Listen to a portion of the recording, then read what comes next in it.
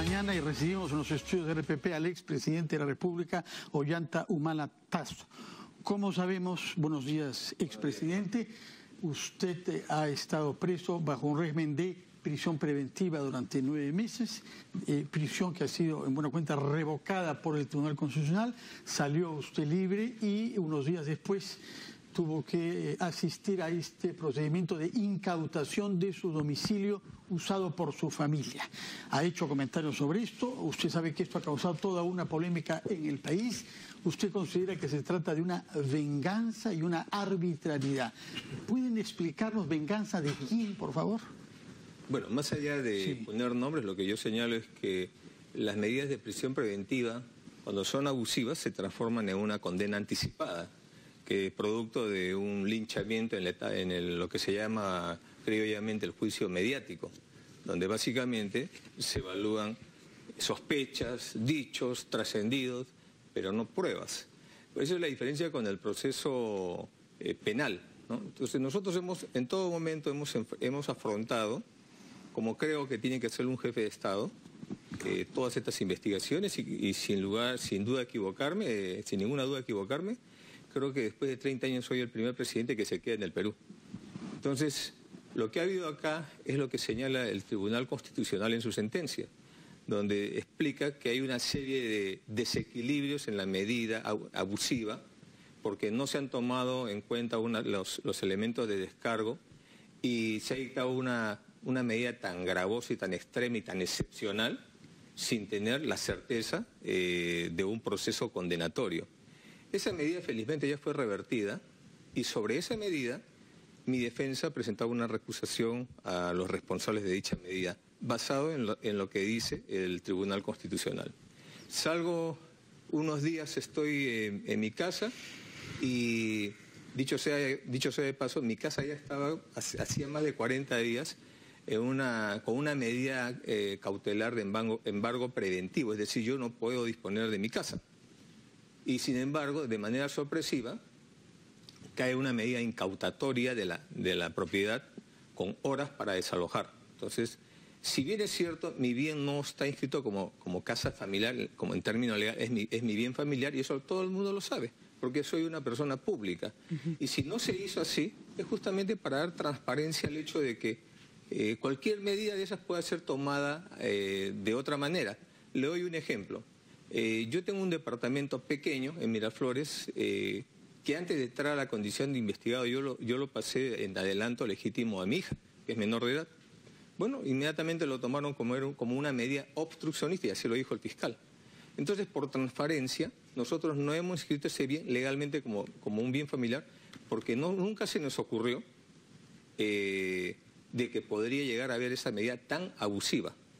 Y como lo he dicho siempre, hemos cumplido la ley. Por más que sea abusiva, lo hemos cumplido. Y yo agradezco las muestras de solidaridad de instituciones y de personalidades que se han manifestado valientemente en contra del abuso de la prisión preventiva, porque eso no fortalece el sistema de justicia, más bien lo debilita. Y también por el tema de la medida arbitraria de poner una incautación a un bien, no solamente a mi casa, sino a la casa de mi suegra y una serie de familiares y hasta el partido, ¿no? Tomando en cuenta que ya el fiscal se ha expresado de que ellos pretenden que el Partido Nacionalista no se presente a las elecciones en el 2021. Le han incautado sus cuentas, le han congelado sus cuentas, perdón. Han congelado prácticamente todas nuestras cuentas, ¿no? De tal manera que no les ha bastado con ponernos una prisión preventiva abusiva, señalada por el Tribunal Constitucional, sino ya esto parece un acto de venganza, de quitarnos nuestro bien, que ya estaba embargado. Entonces, yo creo que esos son los hechos hoy día. Dos preguntas concretas con respecto a lo que ha estado ocurriendo, expresidente Humala. La primera es, el juez ha dicho que él actuó de acuerdo al pedido que le hicieron sus abogados, que sus abogados le dijeron, por favor, denles tiempo para salir de casa, no lo saquen en un día. Y que el juez respondió a las 10 de la noche y lo informó incluso al señor Nakazaki, y que sin embargo ustedes no se dieron por enterados y que recién salieron al día siguiente, o se hizo público al día siguiente, que se les había extendido este plazo de 30 días. Que hay que decirlo, Una vez que habían salido de la casa ya no tenía ningún sentido, y eso no dejó precisamente bien parado al juez. ¿Qué es lo que realmente pasó desde la perspectiva de ustedes? Bueno, primero que es curioso porque ni siquiera la Fiscalía ha tenido conocimiento de esa disposición del juez. Pero el juez dice que mandó mails, ¿les llegaron a ustedes? Disculpen la interrupción. No, pero ni siquiera el juez, ni siquiera el fiscal. Pero más allá de la anécdota, lo que yo veo es que ese mismo juez hablaba al principio de que un juez solo se expresa a través de sus sentencias, ¿no? Y ahora lo veo paseándose en medios. Entonces, a mí me preocupa que se esté mezclando la justicia, el sistema de justicia procesal con la justicia mediática. Entonces, cuando un juez ya no deja de hablar a través de sus sentencias y comienza a salir en todos los medios de comunicación, ya estamos hablando de otro tipo de justicia. Y la verdad que todo esto a mí me da la impresión que hay una inseguridad jurídica, sobre todo porque están tratando también no solo de amenazar a los... De hecho, ya es una serie de medidas prácticamente de condena anticipada, sin haber todavía ingresado a una etapa de juicio oral, ¿no? Sino también amenazando a una institución que es un partido político, que podemos estar a favor o en contra, pero tenemos que reconocer que el sistema de democracia representativa se canaliza a través de los partidos políticos. Entonces, si vamos a empezar también a criminalizar a los partidos políticos, mañana más tarde vamos a criminalizar también a las ideas. Entonces, eso no se debe permitir, y por eso yo saludo el gesto valiente de los diferentes partidos políticos que, más allá de diferencias políticas, ideológicas, etcétera, señalan de que no, un fiscal no puede amenazar, un sistema de justicia no puede amenazar la democracia en el país. De acuerdo, pero reconocerá usted que mucho de ese apoyo, disculpe, no quiero ser mala con los que han apoyado la medida de no criminalizar los partidos políticos, es por el temor de que a ellos mismos les ocurra. Finalmente, el financiamiento de partidos políticos no ha sido claro básicamente para ninguno. Entonces, claro, lo criminalizan usted o al partido que usted representa y mañana pues le pasará lo mismo a Fuerza Popular o al APRA. No creo que sea más solidaridad con usted, sino, digamos, cuidado de la propia casa. Sí, ¿no? le entiendo. Pero sea así, no le quita peso al argumento. Porque si mañana la atacan a usted, ¿no?, por expresar sus ideas y por su independencia periodística, yo creo que el gremio de periodistas van a salir a defenderla. No solamente defender el principio, sino también defender de que si a usted le hacen eso y todos se quedan callados, mañana se lo hacen al otro. Entonces yo creo que acá lo que está también poniéndose en juego es el sistema democrático. ¿Por qué?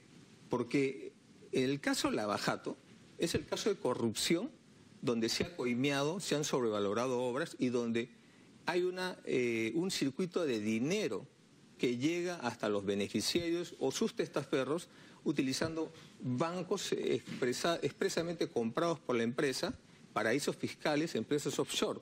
Esa es la criminalidad. Pero lo que se está haciendo es pasar una oportunidad brillante para descubrir todo eso a través de la criminalización de los partidos políticos por supuestos aportes de campaña, que en el Perú y en muchos países del mundo no es delito, porque recién el Estado está financiando a los partidos políticos a partir del año pasado. Entonces, criminalizar el aporte de campaña, convirtiéndolo, transformándolo en lavado de activos, en la práctica nos hace poner las luces en eso, pero no en los verdaderos actos de corrupción que han sucedido sobre la línea 1 del metro, la construcción de las IRSAs, las plantas de tratamiento de Huachipa y tantas otras obras en las cuales la Fiscalía Anticorrupción está llevando los procesos, pero no les estamos poniendo atención. Después de la pausa vamos a precisar, no son hechos independientes. La teoría es que el financiamiento de campaña es justamente lo que asegura que después las empresas puedan actuar de manera fraudulenta una vez que unos gobiernan. Pero yo le voy a pedir que nos ayude a aclarar ese punto después de la pausa. Breve pausa y retomamos nuestra entrevista con el expresidente Ollanta Humala Tasso. 8:34, mañana estamos entrevistando al expresidente Ollanta Humala Tasso. Nos ha dicho, señor presidente, que ha habido arbitrariedad en su caso judicial, pero más allá de este caso específico, usted ha lanzado una acusación más grave, que es que la justicia está centrándose en temas que tienen que ver con las contribuciones a las campañas para no ver los casos propiamente de corrupción. ¿Qué reflexión hace usted sobre lo que ha fallado en nuestro país desde hace ya mucho tiempo y durante los años en que usted fue presidente para descubrir esta triste realidad que remonta como sabemos, a varias presidencias. Bueno, ¿Qué es lo que se ha hecho mal o qué no se ha hecho? Bueno, en primer lugar, para no dejar la pregunta anterior al aire, no hay un tema de precoima. Uno no puede criminalizar la sospecha, ¿no? Que se pueda afirmar sin probar. Esa es una sospecha. En el caso de nosotros son puras sospechas. Hasta ahora ninguno de los aspirantes a colaborador eficaz ha podido demostrar algo, nada. De acuerdo. Y en el tema, para aclarar también, porque dicen que a mí me han incautado muchas casas, no, yo tengo una casa que es donde vivimos y un mini departamento que lo compré en la década de los 90, ¿no? Entonces no tengo más casas, no tengo más propiedades. Me he tenido en estos momentos que trasladar a la casa de los padres de mi señora. Ahí estamos al costado. Y si se compró esa casa del costado fue porque el vecino, casi familia con mi suegro, la ofreció vendérsela porque él se iba a reunir con su familia que ya habían emigrado a Europa. Esa fue la oportunidad que tuvimos para comprarla y estar cerca de la casa de los abuelos de mis hijas. Ahora, son incluso inmuebles que están conectados uno con otro, ¿no? Tienen una puerta que la clausuramos después, ¿no? Porque justamente en un caso de emergencia, como fue en el terremoto del año 2006, Nadine y yo estábamos fuera de Lima. Y fueron mi suegra la que entró a la casa y sacó a mis hijas. ¿Se acuerdan? En el 2006 mis hijas tendrían 5 años, 6 años, criaturitas. Entonces, por un tema hasta de seguridad, tenían esa puerta que fue clausurada, pero eso no quiere decir nada, ¿no? Y sí, pero sí quiere decir algunas cosas porque es verdad que no todos los bienes están a su nombre, pero es verdad que terminada la campaña del 2006, la familia de Nadine Heredia, entre ellos su hermano Ilan, la madre de Nadine, compran inmuebles a veces a precios bastante por debajo del precio del mercado y en todas las anotaciones, la familia de Nadine era tesorera de los partidos políticos, el Partido Nacionalista, manejaban dinero del partido. Entonces no es tan sencillo como la casa solo es mía.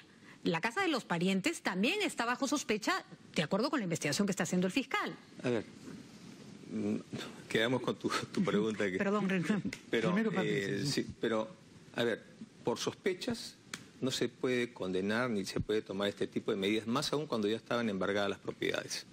En segundo lugar, la casa que hemos comprado nosotros ha sido con un crédito hipotecario. Acuérdense que yo venía de haber estado 2 años fuera del país en Europa, como agregado militar, y en el Asia, como agregado de defensa. Además, tanto la familia de Nadine como mi familia son de clase media acomodada. O sea, tenemos patrimonio, de viaje de boda nos hemos ido al extranjero más de 40 días. Pero además de eso, ella ya trabajaba, tiene publicaciones en la Universidad de Lima con su nombre como coautora, ¿no? O sea, ella siempre ha trabajado hasta de estudiante y yo, desde que salí de la escuela militar, siempre he trabajado. Y les recuerdo que donde yo vivía es en una casa en Monterrico de casi 1000 metros cuadrados. Mis hermanos han estudiado en el Colegio Franco-Peruano. Todos mis hermanos, salvo los 2 militares, todos han hecho su carrera en Europa pagado por mis padres. O sea, no es que no teníamos plata. Y nosotros hemos comprado nuestra propiedad con un crédito hipotecario. Mi suegra se volvió a casar después de que enviudó y se compró su casa con su nuevo compromiso. Y mis cuñados se han independizado y se han comprado departamentos. Todo eso está en un examen pericial y qué mejor que eso va a dar cuenta. Pero el crédito hipotecario se pagó de golpe y lo curioso es que sí, yo no digo que no ustedes no tenían, disculpe sobre un término muy laxo, donde carecían muertos, eso es absolutamente falso. Una familia que tenía capacidad adquisitiva. Pero el incremento de compra de inmuebles desde el 2006, después de la campaña que perdieron, ¿no es cierto? Y de compra de automóviles, vamos, es como que alguien se hubiera sacado la tinca, ¿no? No, nos hemos comprado un solo automóvil, no nos hemos comprado más automóviles. Cuando yo he llegado, he estado un tiempo utilizando el carro de mi suegro. Le compró un auto al hermano de Martín Belaúnde del Ocio, un Jeep que estuvo usando. Del año 97, lo compré en el año 2005 por algo de $9.000, creo. Del año 97. Ese Jeep, que hoy día tiene más de 20 años, lo han incautado. Señor Humala, ¿qué se hizo mal en la lucha contra la corrupción? ¿Qué cosa haría usted ahora? Yo creo que se planteó mal el tema de Odebrecht. Cuando la empresa en un acuerdo que hizo con los Estados Unidos, admitió que había cometido actos de corrupción y que en el país identificó, creo que 6 actos de corrupción, y cronológicamente se pueden identificar cuáles son las obras, por eso lo digo con la seguridad de que es la IRSE, es un proyecto donde hubo coimas de por medio, la línea 1 del Metro de Lima, coimas de por medio con responsable, y ya está todo prácticamente graficado por dónde ha ido el dinero y cómo se ha hecho. La planta de Huachipa, igual manera, y otras obras más. En esos temas no les han ponido tantas luces como si es la criminalización de los aportes, de los supuestos o aportes de campaña, como quieran verlo. Pero yo creo que el tema de fondo es que se debió haber actuado interviniendo, apenas la empresa confesó, se debió haber intervenido todos los activos de la empresa, licitarlos en un concurso internacional transparente y con esa plata pagar las reparaciones civiles y plantear cómo se iban a establecer a futuro las relaciones con esta empresa Odebrecht, que en mi opinión ya no debiera trabajar en el Perú. Las empresas que se han metido en actos de corrupción acá deben ser expulsadas del país. Acuérdese usted que en Brasil, ¿no?, los acuerdos de colaboración eficaz se negociaron estando esta gente presa. O sea, la negociación fue su libertad. Acá se han negociado acuerdos de colaboración desde Brasil, Barat y compañía. ¿Y qué cosa? Entonces no han negociado la libertad. Lo que han negociado es sus 13 millones de dólares aproximadamente que tenían en el banco, sus propiedades, ¿no? Eso es lo que han negociado. Se ha fracturado la cadena de pagos porque el Estado no actuó rápidamente y con energía. Se ha permitido que cientos de empresas que prestaban servicios a Odebrecht todo lo que hizo usted durante los 5 años que fue presidente de la República estuvo perfecto respecto a la lucha contra la corrupción. ¿Pone usted su mano al fuego de que no han habido ahí coimas en los múltiples proyectos que Odebrecht mantuvo bajo su presidencia? Mire, yo lo que le digo, yo pongo las manos al fuego por lo que hemos trabajado. Si en algún sector intermedio, etcétera, ha habido algo, eso yo no puedo responder. Hay ministerios y en los ministerios hay procesos. Lo que sí puedo señalar es que, por ejemplo, en el caso Gasoducto, ¿no?, nosotros pusimos una cláusula anticorrupción. Esta cláusula permite al Estado rescindir el contrato y tomar posesión de los activos si se descubre que la empresa que se ha adjudicado la obra o el proyecto ha entrado en algún tipo de ilícito. Eso nunca ha habido en el Perú. De acuerdo, de acuerdo. Respecto de lo que usted dice, supuestas contribuciones electorales, nunca queda claro si han sido reales contribuciones o supuestas. Sin embargo, usted siempre dice, eso no es un delito. No es un delito, pero ¿recibieron o no contribuciones electorales? Ya les he dicho, desde el primer día le he dicho que eso es falso. Lo hemos rechazado en todos los términos. Cosa distinta es lo de los directivos que una vez dijeron que sí, otras veces dijeron que no, y hoy día entre ellos mismos están que se contradicen, porque hay una línea directriz, una línea directiva que mantienen una misma defensa. Que hayan esos donantes falsos que declaran no haber donado y no conceden los justos. Mire usted los donantes de Acción Popular del primer gobierno de Balún debe encontrar eso, en todos los gobiernos hay el problema de los aportantes. ¿Por qué? Porque hay una ley de partidos que establece un espacio de buena fe donde la gente aporta plata, aporta dinero a las campañas políticas. Es lo mismo que va una persona y aporta después de la misa en una iglesia. Es un espacio de buena fe, se le da un comprobante por el aporte. Eso es lo que exige la ley. La ley no exige un contrarrecibo. Sobre eso no hay un tributo que pagar, no hay nada de eso. Sin embargo, entonces, en todas las campañas, usted recordará como viejo periodista que es con la experiencia que tiene, que siempre hay esto. Los aportes, mucha gente dice que no ha aportado, sobre todo o por problemas que no consiguieron trabajo, que no están de acuerdo con la línea cómo se desarrolló el plan de gobierno, por una serie de problemas humanos. Además, muchos de estos que dijeron que sí habían aportado en la OMPE, que es el órgano fiscalizador, ya ante un fiscal de lavado de activos, que puede incautarle su propiedad como lo han hecho conmigo, que puede cambiarle su vida como lo han hecho conmigo, pues prefieren no meterse en el problema y dicen que no. Entonces, ahora hay cuestionamientos, y le voy a pedir que lo veamos después de la pausa, de los dos aportes, de los supuestos 3 millones que le entregan en efectivo Odebrecht y de los aportes de la primera campaña electoral que vendrían a través de contratos que no existieron con respecto a la señora Nadine Heredia. Pero le voy a pedir que entremos a ese punto después de la pausa. Breve pausa. Siempre me hagas con la respuesta. Bueno, son las... Las 8:49, estamos entrevistando al expresidente de la República, Ollanta Humala Tasso, a quien le había formulado una pregunta que quedó reservada para después de la pausa, Patricia del Río. Sobre la que me gustaría insistir, porque creo que es importante determinar, más allá de la actuación de los jueces, los hechos de los cuales se está haciendo materia de investigación. Hay, repito, dos presunciones de que ustedes habrían recibido en dos momentos dinero de origen ilícito, tanto en la campaña del 2016 por parte de las empresas de Venezuela, vamos a decirlo así, en general, y en el 2011 por parte de Odebrecht.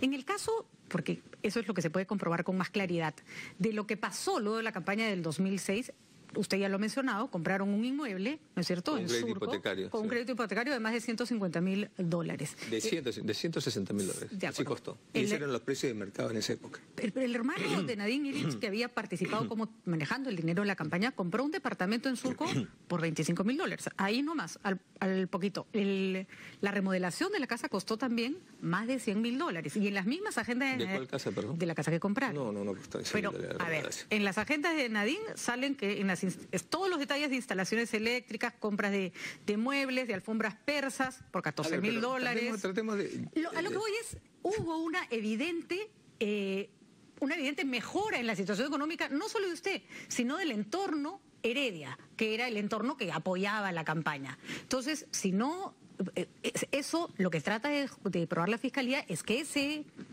vamos a decirlo, enriquecimiento tiene que ver con el dinero que recibieron de las palmas aceiteras, de los negocios, de los de artículos que nunca se publicaron en el periódico venezolano, en fin, de una serie de elementos de los que ya se ha hablado muchísimo. Hay indicios como para que Fiscalía realice el trabajo que está realizando.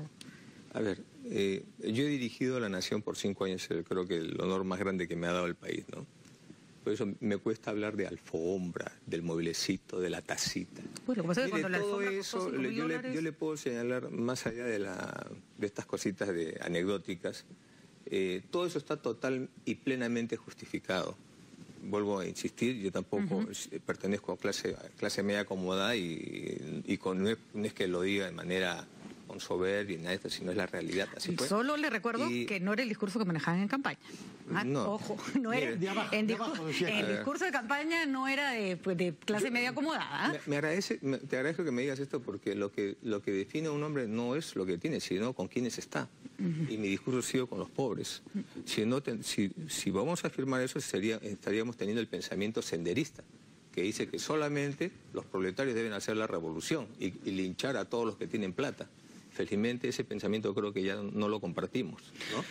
Entonces, eso no tiene nada que ver con las indagatorias, investigaciones. Yo no me opongo a una investigación. Lo que me opongo es al abuso de una investigación, al escarnio de una investigación, que estén pasando por videos que ha tomado la policía en el interior de mi casa con mis hijos viendo la televisión. Ese escarnio considero que es abusivo, ¿no? Eso es lo que también tenemos que rechazar, ¿no? Porque entrar al tema del mueble, eso se ha explicado perfectamente. Por eso yo señalo lo que dice el Tribunal Constitucional. Acá, para poner prisión preventiva, el juez solo ha valorado lo que dice el fiscal. Pero lo que dice la defensa no lo ha valorado. Por ejemplo, ustedes saben, ¿no?, según lo que dice el aspirante o colaborador Barata, dice que el pedido fue del PT. Sí. Bueno, el PT ha mandado una carta rechazando eso. Pero nadie le da bola a esa carta porque es del PT. Yo me pregunto, ¿qué hubiera pasado si el PT hubiera dicho, sí pedimos? Sería el titular. Ese es el problema que estamos viendo nosotros, que cuando es una prueba de descargo de la defensa, no se le da importancia. Otro ejemplo, han entrevistado en Brasil al responsable de OAS en el Perú. Y él ha rechazado todas las imputaciones, no le han dado ni un titular. Pero si él hubiera confirmado, tendría todos los titulares. De acuerdo. Han declarado el tesorero de operaciones estructuradas. Y él dice, yo no conozco ese tema de Bache, pero además dice otras cosas más, ¿no? Los esquemas de pagos en el exterior siempre ha sido por offshore. ¿Qué doleiros? ¿De qué están hablando? Eso no lo sacan. Hasta la del señor Mameri, ¿no?, que dice que sí autorizó, pero él dice, a mí no me han rendido cuentas, yo no sé nada de esto, y por último muchas de las órdenes que yo daba no se cumplían.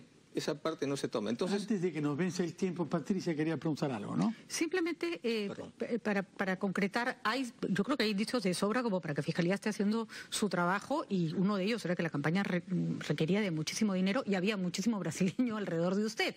Sin embargo, y entiendo que eso la justicia lo irá aclarando. Hay un problema último, que ustedes han insistido en que no van a obstruir la justicia y que por eso no tienen por qué estar en prisión preventiva. Sin embargo, un tribunal suizo ha dicho que hubo transferencias de cuentas desde de Nadine hacia cuentas de su hermana en Suiza, y que a pedido de la defensa de ustedes se ha pedido que esa información no se haga pública. No, eso es totalmente falso. Pero está en el diario Gestión. Eso es totalmente falso. A ver, aclárelo, porque eso sería una forma de construir la gracias por hacerme la pregunta, más bien. Eso sale de una nota periodística de un periódico brasileño. Mi hermana ya contestó, y acá tengo una copia del correo donde desmiente esto. Pero no solo eso, sino que además, ¿no?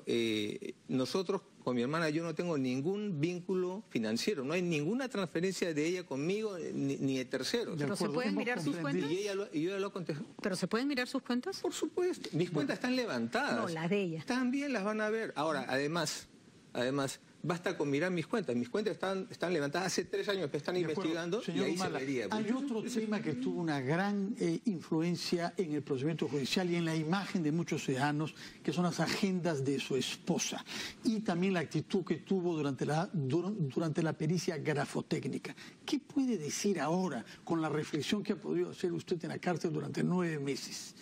Bueno, lo que yo tendría que señalar primero, que siempre he rechazado la utilización de un documento de papeles, cuadernos robados de mi casa. Bueno, eso ya quedó validado por la justicia, ¿no? No quedó validado por la justicia, está todavía en un proceso de tutela, de cosa prohibida, que lo ampara la Constitución. O sea, yo no le puedo robar algo de su casa para después incriminarlo a usted. Así no es un método, esos métodos son inconstitucionales. Pero además, no tiene relación con los hechos que se están investigando en el tema de Brasil, porque la cobertura cronológica de las agendas corresponde hasta el año 2010, y lo señalado por los colaboradores brasileños están hablando prácticamente del 2011. El señor Odebrecht está hablando al término de la primera vuelta. Entonces no tiene, salvo que yo tuviera una bola de cristal, hubiera notado cosas que va a pasar el siguiente año. Entonces no tiene nada que ver una cosa con la otra.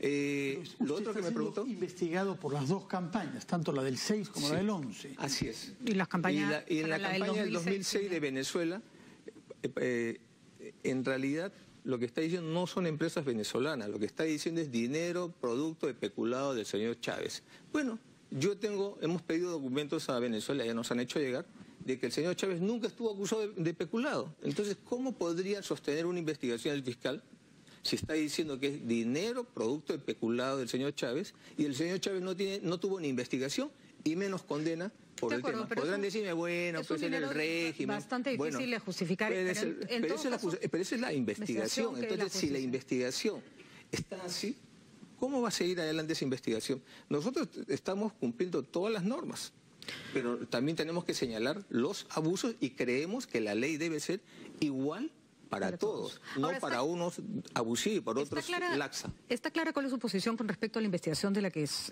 objeto su familia, usted, su señora? Fue bastante elocuente el día que sale usted de la prisión, que lo primero que hace, y esto no es una crítica, es una observación, es un discurso político, ¿no es cierto? Es una manifestación que está muy bien, tenía que darle usted la cara al público después de 9 meses, e inmediatamente se va a su partido.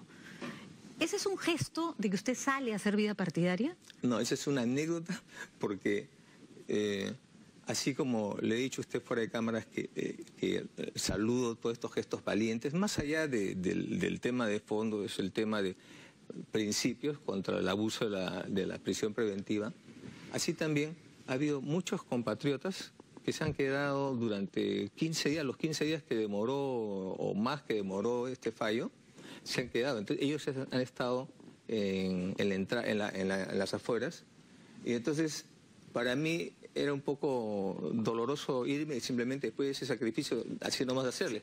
Yo quería irme a mi casa, pero viendo a la gente dije, no voy hasta mi casa ya con la gente para no alterar a la vecindario. Por eso fui al partido. Y entre otras cosas dije, ¿no?, algo que me parece importante, que es la política penitenciaria en el Perú está, si no es abandonada, no es observada. ¿Por qué? Porque los presos no votan, los detenidos no votan. Y es un tema muy importante sobre el que hablaremos. Yo solo quiero tiempo para una última pregunta, que en realidad tiene una respuesta corta. ¿Se arrepiente de haber entrado en política? ¿Volvería a postular para ser presidente de la República después de todo esto que le ha pasado? Mira, primero uno no tiene nada de qué arrepentirse porque el tiempo no regresa.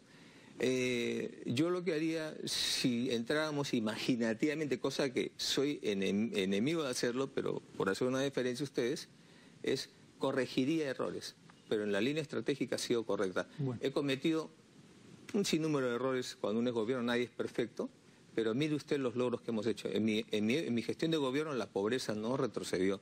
En mi gestión de gobierno creamos una política social que hoy día es una herramienta más para la lucha contra la pobreza y que se está relajando. Conversaremos sobre esos aspectos políticos la próxima vez. Quisiéramos saber si van a tener candidatos en las municipales regionales que vienen y qué lo invitamos, señor Humala. Yo de abogado sin ser abogado, por favor. Muchas gracias por el tiempo que le agradecemos su presencia de todas maneras. Televidentes, que tenga buenos días, expresidente Ollanta Humala Tasso. Hacemos una pausa y retomamos rápidamente Ampliación de Noticias.